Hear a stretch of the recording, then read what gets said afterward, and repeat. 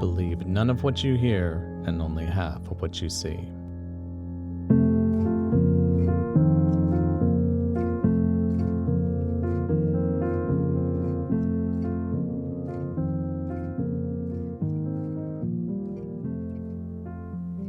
Hello, friends, and welcome to None of What You Hear, a true crime adjacent podcast that tells the stories of the darker side of pop culture, legend, and lore.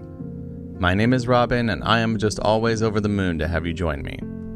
Well, with baseball season getting into full swing, today we'll be taking a look at a man who not only pulled off the seemingly impossible to create his own legend of sports infamy, he also blazed trails through the perilous terrain of 60s and 70s racial tension on and off the baseball diamond, and did his part to empower others well beyond his time on the mound. One of Compton's finest, made famous by his own outlandish, larger-than-life personality and the unforgettable 1970s Pittsburgh Pirates. But made infamous by a feat of such epic proportions, even Timothy Leary himself would give a tracer-trailed thumbs up. So without further ado, I bring you the highs and the lows of Mr. Dock P. Ellis Jr.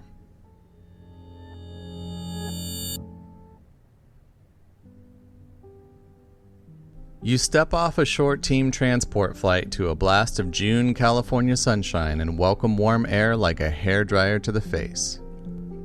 You've planned to break away from your team, preparing to play a series of Major League Baseball games against the San Diego Padres in a couple of days to spend some time with your friends in your hometown of Los Angeles.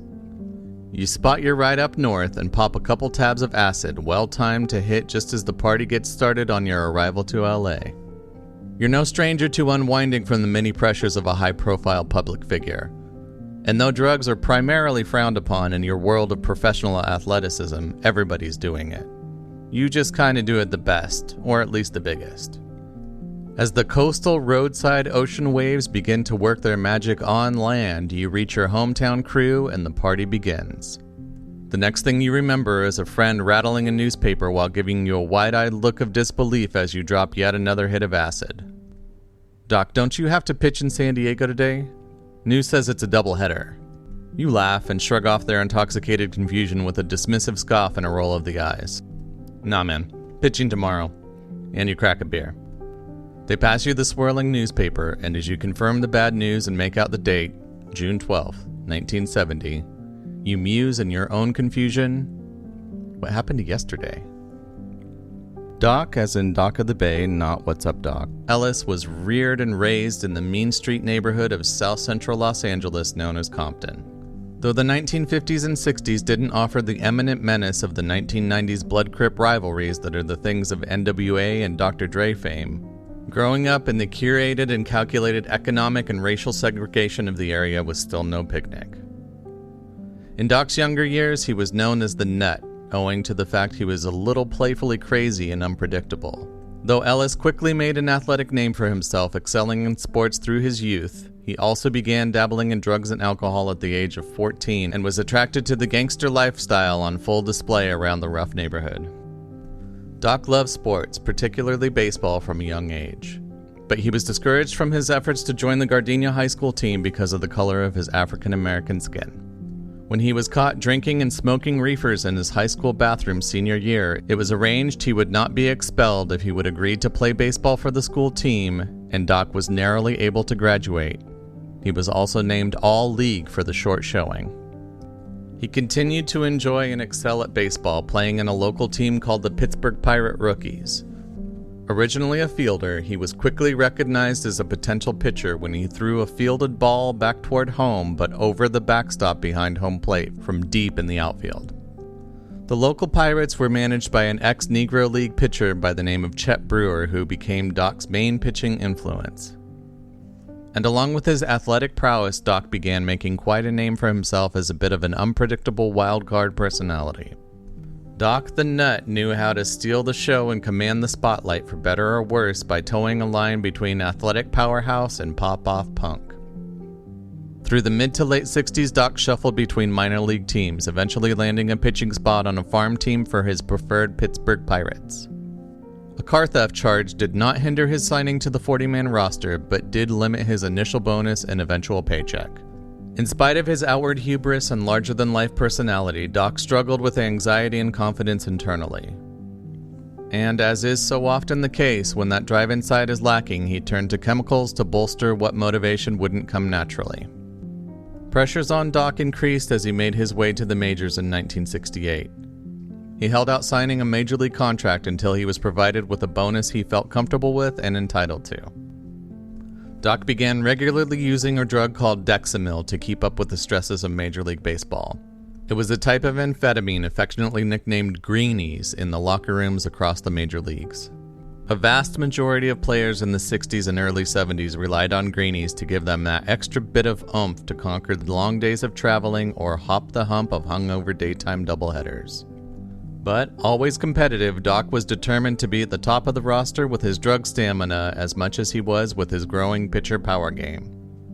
What began as a 1 or 2 game habit quickly grew into 10 or even 20. Dock said he would sometimes dump his greenies out on the table, and then take all but the ones that stood up on end and leave the ones lying down, or vice versa depending on how much of a pick-me-up he needed after nights of heavy team partying or days on the road. Dock was just that kind of guy. If he was going to do something, he was going to do it the biggest and best. If he pitched, he would pitch the hardest and fastest and have the trickiest trick pitches around. If he threw you a sinker, you better believe that ball was going to sink straight into the dust just as you took your swing. And if he drank you under the table the night before a game, he was going to do whatever he could to burn brighter than you on the field come first pitch. Part of this vibrato was about intimidation. Dock believed a big part of success on the mound was getting into the heads of the opponents facing down his pitches. He wanted them to think he was as crazy as he was tough. Dock was even able to find a way to chew his gum like a hungry wolverine devouring its prey bite by bite that was disturbing to the batters timidly facing him down. Never mind the fact he was completely hopped up on goofballs. He had a distant stare on the mound that seared your soul as it blazed right through you if you were up to bat. And his unnerving tactics weren't limited to the mound. See, as we've alluded to, and you probably already surmised, the 60s and 70s were not always the most welcome place for black men, even the most talented on-field athletes. And it was always a struggle. Dock was advised by many a black veteran that his battle against racism was going to be as difficult as his efforts to remain athletically relevant, if not more so. There was constant heckling from the crowd and sometimes even opposing dugouts. The slurs, indignities, and degradations were hurled as often and as hard as Dock's pitches. And the more the public or Major League Baseball tried to put him in a box, the more he developed a bold, charismatic, and tremendous personality that would be contained by no box, limits, or restraint.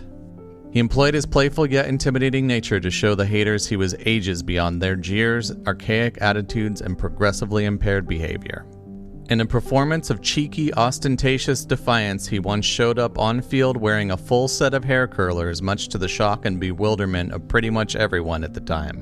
When Major League Baseball suspended him for the perceived stunt, his supportive team conveniently forgot to remove him from the field for the duration of his punishment. They knew as well as he that even though it was a silly display on the surface, it served a deeper purpose of challenging norms and conventions intended to keep certain players down. It also didn't harm the intimidation factor, and had a side benefit for Dock's rule-bending spitball game. Dock became known as a champion for the black athlete in those challenging times. This also came to a bit of a head in the lead-up to the 1971 All-Star Game. The American League had selected Oakland Athletic Vita Blue to start on the hill for that year's All-Star team. Dock was a comparable counterpart to Vita at the top of his game in the National League. But there was a problem in 1970s baseball. Both players were black. In a bit of reverse psychology, Dock made a full-court press push to the media, challenging the powers that be that there was no way in hell Major League Baseball would allow 2 African-American pitchers to start in the whitewashed apple pie perceptions of the Major League Baseball All-Star Game. And the harder he pushed his feigned disbelief, the more pressure was created for that to be exactly the case, eventually leading to the unthinkable at the time. 2 black pitchers started in the 1971 All-Star Game. Blue, and especially Dock, came under heavy racial fire from both the stands and the media, and it was nasty. Jackie Robinson, who was an amazing player in his own right years earlier and also the first African-American in the majors, even sent Dock a letter praising him for his gusto and strength throughout the ordeal that stated, quote, I read your comments in our paper the last few days, and I wanted you to know how much I appreciate your courage and honesty. In my opinion, progress for today's players will only come from this kind of dedication. I'm sure also you know some of the possible consequences. The news media, while knowing full well you are right and honest, will use every means to get back at you. Blacks should not protest as you are. When I met you, I was left with the feeling that self-respect was very important. There will be times when you will ask yourself, is it worth it all? I can only say, Doc, it is. And even though you'll want to yield in the long run, your own feelings about yourself will be the most important. Try not to be left alone. Try to get more players to understand your views, and you will find great support. You've made a real contribution. I surely hope your great ability continues. That ability will determine the success of your dedication and honesty. I again appreciate what you're doing. Continued success, Jackie Robinson. Which is a huge honor and recognition for Doc's strides and racial progress within baseball from a man who had blazed many a trail Doc continued to pave for the likes of Jim Brown, Doug Williams, Colin Kaepernick, and black athletes who still struggle for equality and recognition on many levels. Doc also admired and took note from Muhammad Ali, whom he fancied a bit of a baseball parallel to the boxing legend. Ali once visited the clubhouse, and Doc impressed both the hitman himself and his fellow teammates with a sparring session dancing around step in step with his idol, until a love tap to the chest from Ali rendered Ellis unable to continue the tango of egos. Another strong black athlete who inspired and supported Doc was fellow Pirates teammate Roberto Comente, and we'll talk more about him when we come back.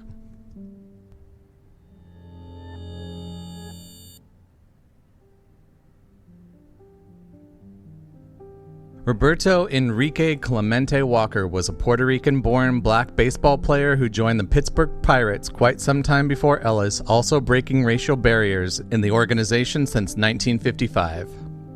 As was the case in the early days of sports, his athletic mastery rendered his presence irresistible to the game of baseball, and he was accepted as a pioneering player, though it would be a racial uphill battle on and off the field as we've seen play out since time immemorial. He is once known to have remarked that he didn't believe in color, as he was raised to never discriminate against someone based on their ethnicity. And though that was not typically a shared sentiment, especially within Clemente's time, he never let others' views hinder him from shining on as a player and a person. And his light was not lost on a rookie joining the Pirates in the 1968 season named Dock Ellis. Initially looking up to Clemente as an innovator and similarly circumstance inspiration, Doc and Roberto quickly cultivated a mentorship and mutual respect, leading to a close bond of friendship. It was Ellis and Clemente who made way for the kind of diverse team that had never before been seen in baseball. Leading up to the All-Star game I mentioned earlier, Clemente and Doc had helped to bring together a team of amazing African and Latin American baseball players in the form of the 1971 Pittsburgh Pirates. During one game, it was noticed by almost everyone but the colorblind team itself that all 9 Major League Baseball players on the field were black for the first time of all time. The Pirates didn't really give it a second thought. They just knew they'd worked hard to bring together a winning team of outstanding athletes that season. A historic showing on many levels, but especially with regard to the inroads on race views within the sport. The Pirates won the World Series that year. In addition to that title, Clemente's career yielded him a slot in 15 All-Star games. He racked up an over 300 batting average and 3,000 major league hits, among many other professional and personal accomplishments, before his untimely death in a plane crash just 5 years after Dock Ellis made his Pirates debut. Clemente had been en route to assist victims of a devastating earthquake in Nicaragua near Christmas of 1972. The overloaded and understaffed plane unfortunately crashed off the coast of Puerto Rico shortly after takeoff New Year's Eve 1972. Clemente, who had sometimes told his wife he had a premonition of dying young, never saw 1973, and his body was never found. Roberto Clemente's passing had devastating effects on Doc. Even years later, Doc rarely spoke of Clemente out of enduring pain over his loss. Doc began to get deeper into his addiction and self-numbing proclivities and was often seen to be a bit worse for the wear, to put it mildly, in that department. Clemente's death could safely be described as a primary incitement of Doc's eventual flip to the other side of the coin of addiction that seems to come up time and time again in our stories. But we aren't quite there yet.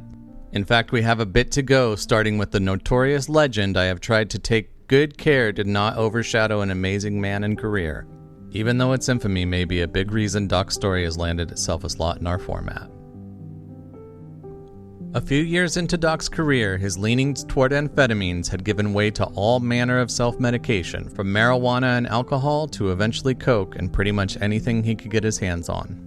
As I mentioned earlier, even though Doc had a larger-than-life personality that was far too big and wild to tame outwardly, he also struggled with performance anxiety and confidence internally. In fact, Ellis himself has said that there was not one single game of his long and illustrious Major League Baseball career which he was not under the influence of some substance or combination thereof, and his name is synonymous with the conditions we understand about his perfect game. The game against the San Diego Padres on June 12, 1970, which of course was no exception, quite the contrary. Doc landed in San Diego on the afternoon of June 10th, and as I illustrated at the top, immediately dropped acid, in order to be in peak party performance mode by the time he rolled into his hometown Los Angeles, following the short coastal trip north. When he arrives, a friend notices he's a little rough around the edges and asks what's wrong. Doc responds he's as high as a Georgia pine. Doc then proceeds to join some old friends on a heroic crusade of a drug consumption quest even those in attendance are reluctant to reliably weigh in on. The next clearing of the fog any of us are privy to in this story is when Doc drops another hit of acid to the surprise of his crew, who matter-of-factly asks Doc if he remembers he's scheduled to pitch that day. Ellis reminds his confused friends that no, in fact he's pitching on Friday. They retort that it is indeed Friday, Doc, and the bewildered pitcher ruminates what happened to yesterday. As the walls melt into clouds, Dock Ellis finds that he is most likely on a quick flight back down to San Diego, but this is also where things begin to get a bit funky with Doc's recollection, and even funkier as far as what he's about to experience. Doc downs some speed to get himself straight, and it's game on. He recalls he couldn't really make out the batters, that he knew if they were on the right or left, but not much more. He said the catcher had to put tape on his fingers so Doc could make out the pitching signals, and it becomes clear that something must be working. As the game is progressing, another teammate breaks superstition to inform Doc that he's got a no-no going, which is typically not spoken aloud, according to sacred sporting belief systems. Doc isn't so sure and may secretly suspect that the teammate is referring to pitching under the influence of LSD rightly as a big no-no, rather than Doc's developing no-hitter. Doc becomes aware that the other players suspect he's high, but nobody is quite sure on what.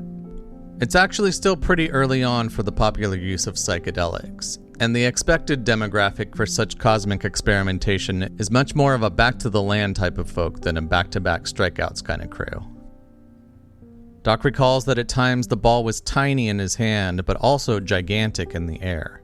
At one point he believes Richard Nixon to be umpire, and at quite another thought Jimi Hendrix was up to bat taking swings with his guitar.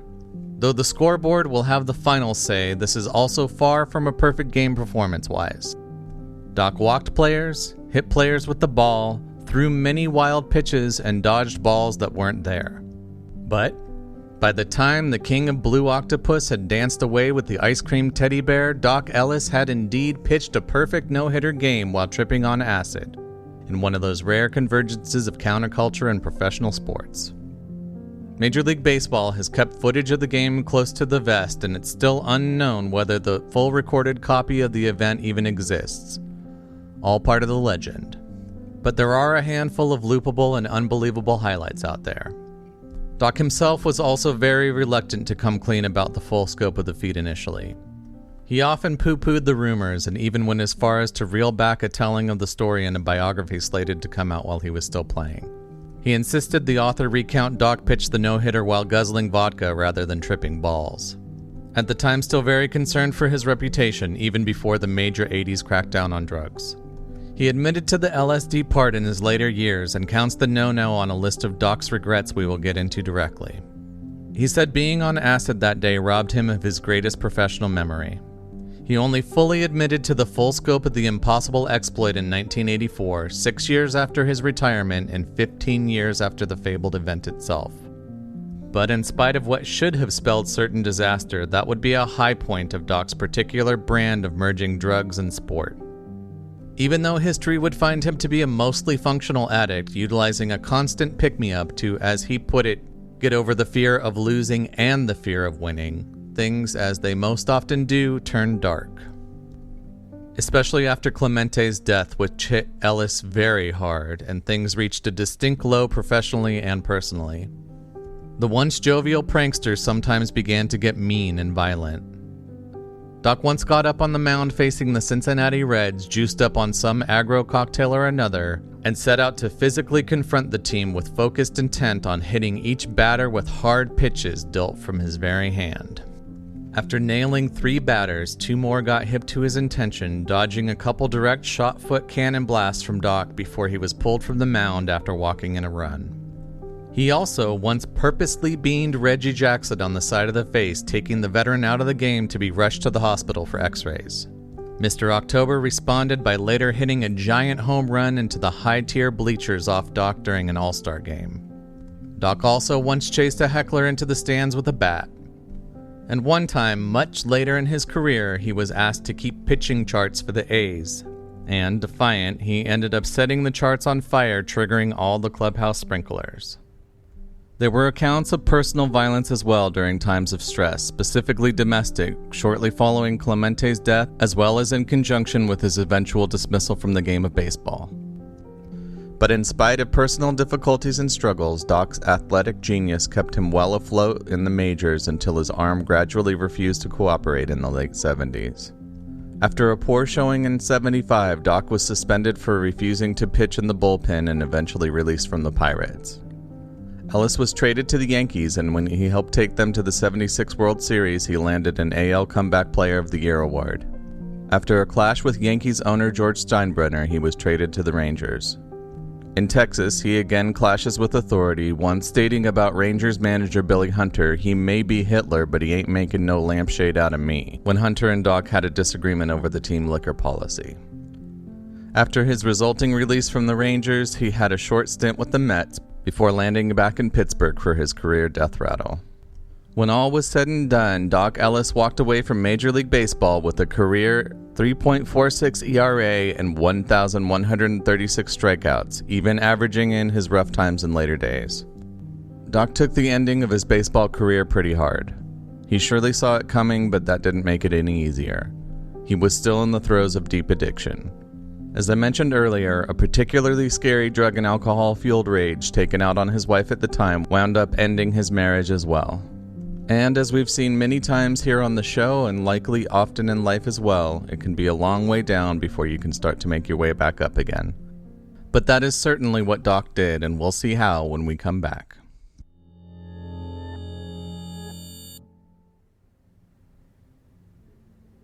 After the devastating ending of Dock Ellis's baseball career and marriage, he is finally willing to come to terms with his drug and alcohol abuse problems that began for him way back in Compton at the age of just 14.